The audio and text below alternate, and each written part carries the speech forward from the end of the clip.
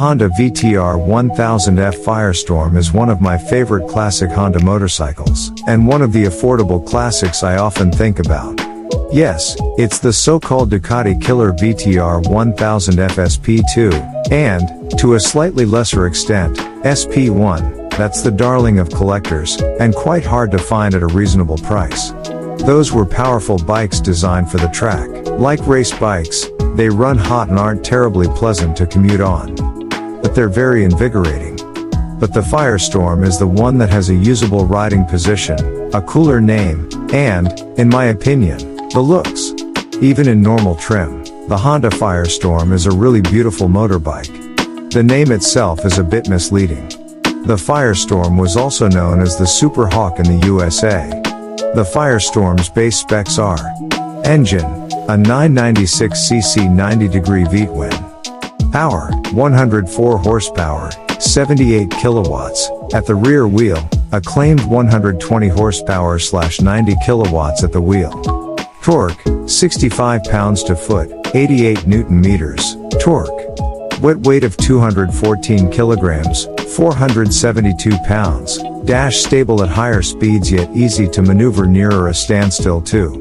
Cycle World tested a quarter-mile time and exit speed of 11.03 seconds at 124.26 miles per hour. The Firestorm was made between 1997 to 2005, with no major revisions in that time. But they didn't need to revise it.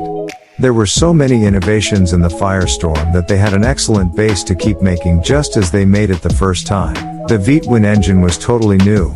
Firstly, it was the basis for Honda's competitive SP1 and SP2 bikes that successfully competed against Ducati. Other things Honda introduced were side radiators, 48mm carburetors, the largest Honda ever put on a production motorcycle, optimized camshaft profiles for really smooth, street-friendly power delivery.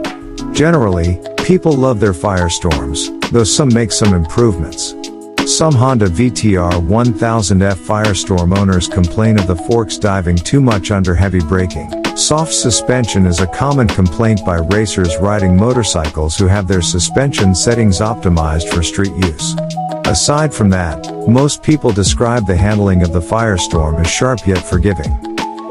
The brakes do a good enough job, it's comfortable enough, somewhere between sporty and relaxed, and there's enough power to get into a lot of trouble.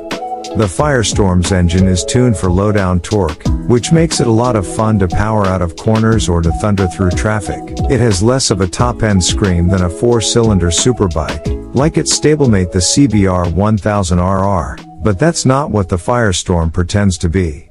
Thanks to carburetors, the fueling works very well, zero jerkiness, very responsive. This comes at somewhat of a cost to economy. Most users report around 6.5 liters/100 kilometers, whereas most of its brethren in the liter class would do around 5 to 5.5 liters.